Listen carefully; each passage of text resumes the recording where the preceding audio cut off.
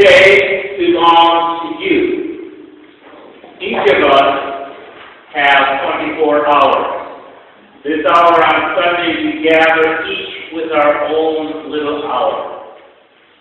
If we stay at home, we keep that hour for ourselves. But when we choose to give that hour to this community, we share over 100 hours. Alone, each of us is a solitary bird in search of meaning. But as a flock, our search is multiplied.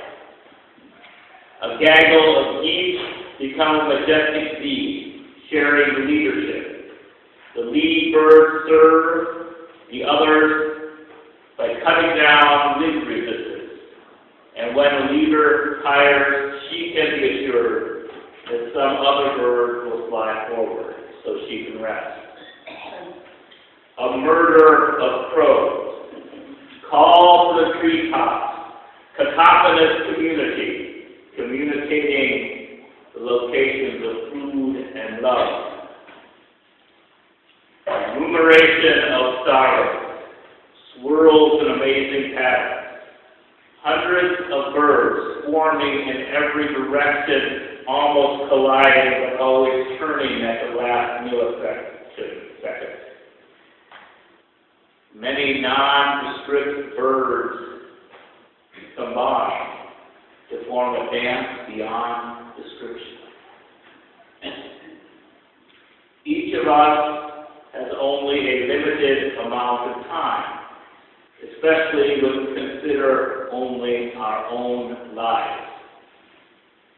If any one of us is blessed to live 100 years, we live those years knowing that 100 years is an infinite fraction of the billions of years since the Big Bang, or an infinite time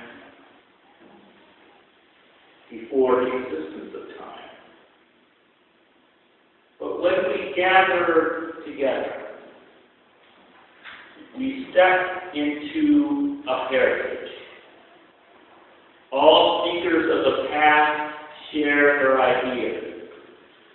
We benefit from the time of Confucius, the Vedas, and other legends that rise out of our prehistory. The prophets and the sages spent their time leaving a legacy for us to spend time in. An abundant legacy to share with the many generations that follow. When we give our limited time, we step into infinity. We share abundance.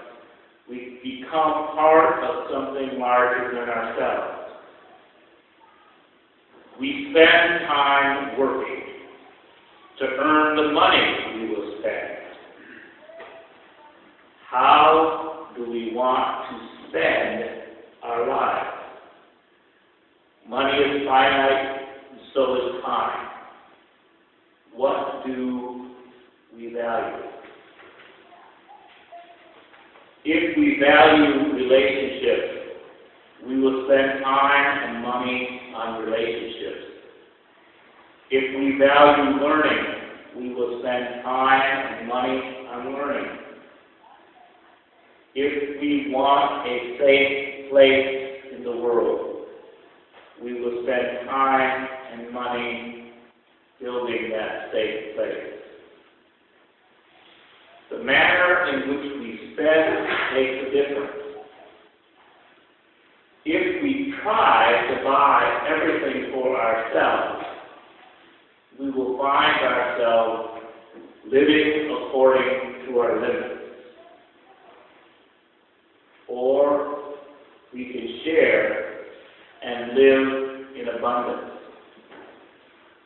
We can buy a big yard and a playground set, or we can go to the park and let our children play with other children, where someone else mows the lawn, or we can come to the playground at our church.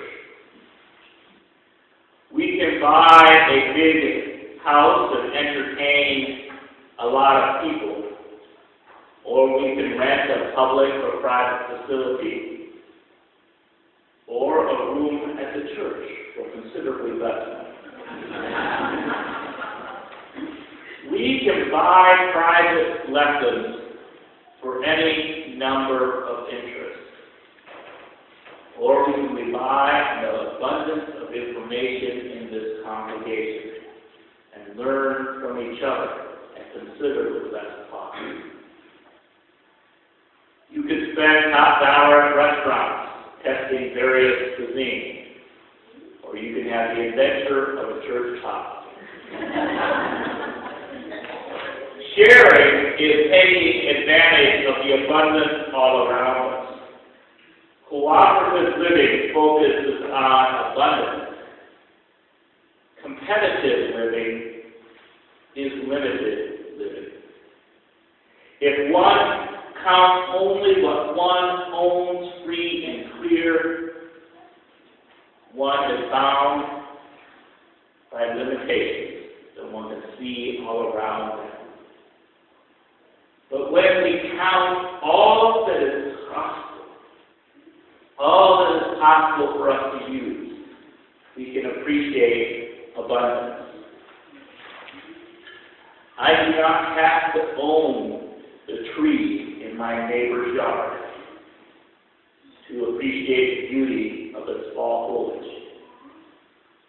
The sun is free to use, the air is free to breathe.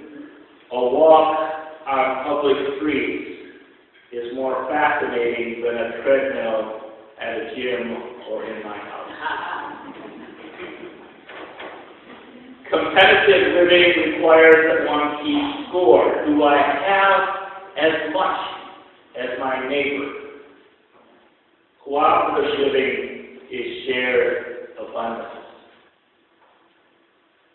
We only need to provide for our basic needs. We need to separate what we want and what we need. And then we realize that so much of what we have is extra. And so much more that we can share. Self-reliance, though a good character trait, is more expensive and more lonely. What good is the pursuit of happiness if you have no one to share that happiness with?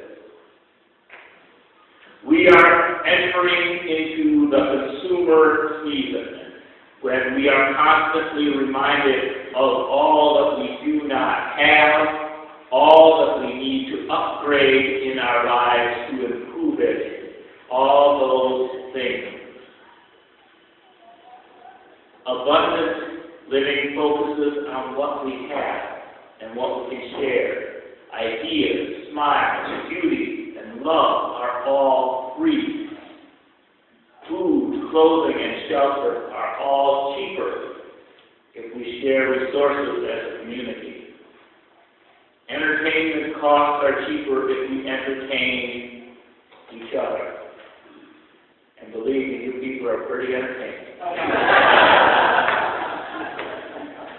No one has every single thing. Every single person has limits. But when people build relationships, everyone has more. So how we spend our time and money can be an indication of what we value. Food, clothes, shelter, art, beauty, entertainment, politics, community, education, health care. Some of these costs are fixed and some are discretionary. Each of us have areas in which we are generous and areas in which we can serve. Each of us have different strengths and needs. Each of us needs to discover and look inside and figure out what we actually really need and what strengths we can use to meet those goals. Some of those strengths involve money. Some of those strengths involve generosity. Some of those strengths involve time. But some strengths are overlooked. But all strengths are needed. In 1998, the father of strength psychology, Donald Clifton, along with Tom Rack and a team of scientists at Gallup, created the online Strength Finder assessment. In 2004, the assessment's name was formally changed to the Clifton Strength Finder and published by Gallup. I recently took the strength test through my class at Leadership Lafayette, which this congregation is paying for through the professional expenses, helping me to be a more integrated person into the community. And my strength indicated why I might have chose this bizarre job I have on Sunday morning and the rest of the week. For example, it identified connectedness as my strength, stating, "You sense that a bond exists between and among all people. This bond extends across time and space and includes people you know and people you will never meet." Well, that was the first part of my sermon. It listed adaptability. Aware of life's fleeting nature, you discover something admirable in common objects, ordinary people, and everyday experiences. You choose to live in the present. You exhibit the flexibility required to deal with change. Under empathy, it's cited, sometimes you understand the contributions each one might make to the project. Perhaps you aim to create cohesive, efficient, resourceful, or productive work groups.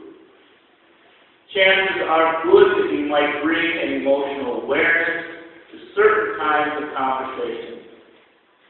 Sometimes you can ease the stress of individuals if they are about to make an important decision. Perhaps you can calm those who are struggling with the uncertainty of change. I certainly hope the text of Strength Finders is valid, because that's what I hope to be. And as a communicator, it said, chances are good that you are comfortable telling other stories about your personal habits, qualities, experience, or background. Your forthcoming nature probably enables others to share their thoughts and feelings with you. Sounds like church to me. These strengths tell me why I enjoy being a Unitarian Universalist minister. But these are only 4 of the 36 strengths listed. And it proves why the minister is not the congregation and the minister cannot be the congregation. At a recent board retreat, we discussed our strengths, and among board members we had almost 30 of the listed strengths. A congregation needs all the strength found in it. If we focus on what we lack, we could be pessimistic. Each of us is lacking more strength than we display.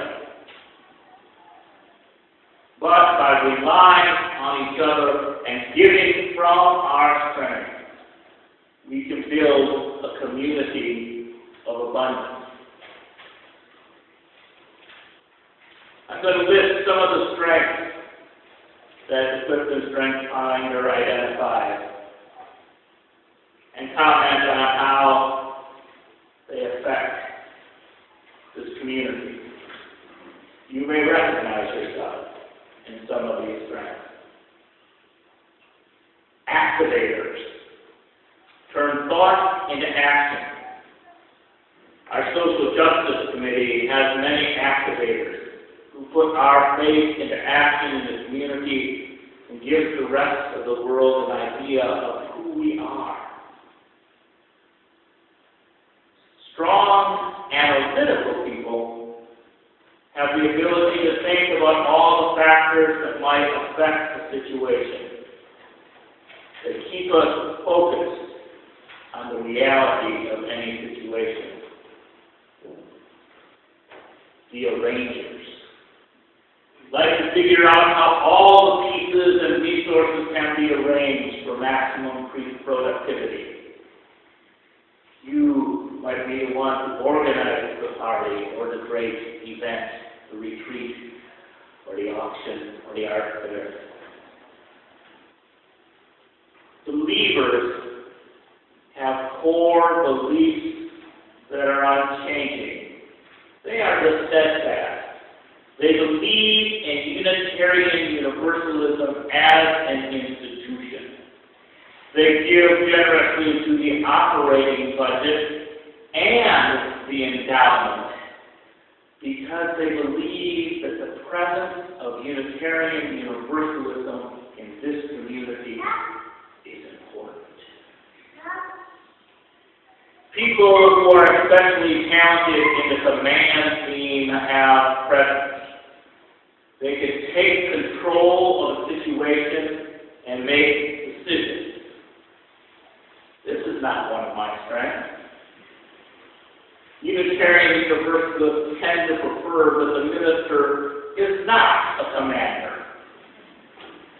Being a UU minister is not like herding cats. It is like herding sheepdogs, each of whom believe they can do a better job of herding than me. And I agree.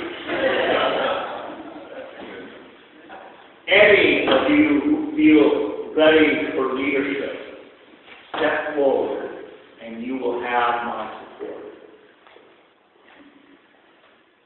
People who are especially talented in the competition scene measure their progress against the performance of others. They strive to win first place. Any one of you who wants to give the most money or the highest percentage of your income, contact Laura, our pledge captain, and she will tell you what you need to do to win. People who are especially talented in the developer team recognize and cultivate potential in others. We rely on you to develop the leadership of this congregation. You might do well on the nominating committee, deciding and asking talented people to step into leadership. People who are especially talented in the discipline theme enjoy routine and structure. We need you on the finance committee to make sure the bills are paid on time and that we remain open for business. People who are especially talented in the focus theme can take a direction, follow through, and make corrections necessary to stay on track. These people know exactly why they give to church, and they make good committee chairs. People who are especially talented in harmony look for consensus. You may help us maintain healthy relationships in this community. People who are especially talented in the includer theme are accepting of others. They show awareness of those who feel left out. They make an effort to include them. You recognize the value of all gifts, great and small. We want everyone to return a pledge card. We want to know that you want to belong, whatever you're able to give. People who are especially talented in the intellection theme are characterized by their intellectual activity. They are introspective and appreciate intellectual discussions. Forum participants give to this church because this is one of the few places in town that speak to their strength. People who are especially talented in the learner theme have a great desire to learn and want to continuously improve. They will want to make sure that religious exploration for adults and children is content-rich and well-supported. People who are especially talented in the maximizer theme focus on strength as a way to stimulate personal growth and group excellence. They seek to transform something strong into something superb. You nag us. You inspire us because you tell us the truth that we all can do a little more. People who are especially talented in the positivity theme have an enthusiasm that is contagious. They are upbeat and get others excited about what they are going to do. You help us feel good about giving. You live from abundance and not from scarcity or fear. People who are especially talented in restorative are adept at dealing with problems. We need you because we are human and we will have problems. Relators. Find deep satisfaction in working hard with friends to achieve a goal. You enthusiastically participate in fellowship teams. Sharing with others is the primary way that you receive. People who are especially talented in the responsibility theme take psychological ownership of what they say they will do. They pay their pledge on time. They only promise what they know they can give. People who are especially talented with self-assurance feel confident in their ability to manage their own life. And I want us all to have some of that, because only you know how much you can give, and we trust you to make the right decision. People who are especially talented in the strategic theme create alternative ways to proceed. If the pledge drive falls short, you will develop other ideas on how we can fund our mission.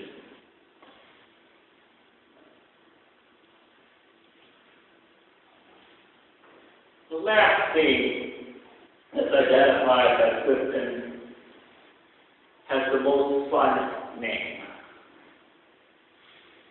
Woo. W-O-O.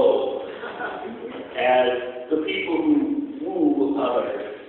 Or I think the people who run through the church going, woo! You might recognize yourself on this.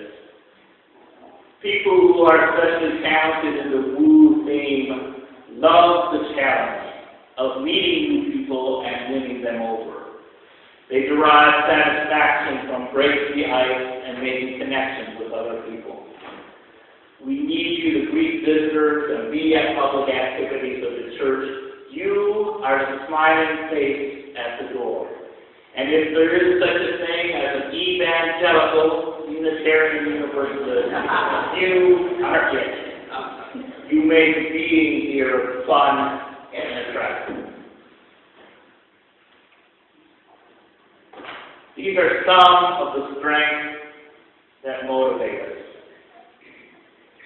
And there are certainly more strengths that are not covered by the survey.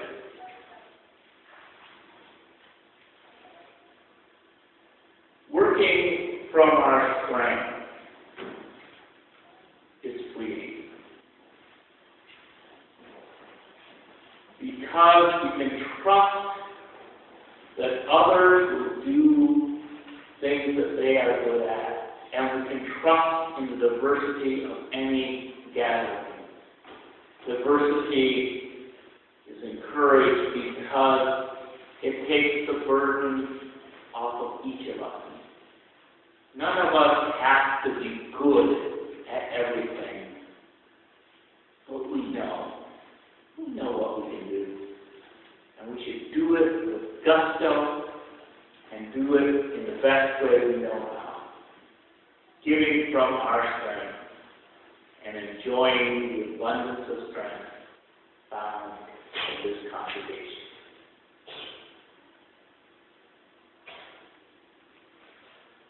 Please rise as you are able,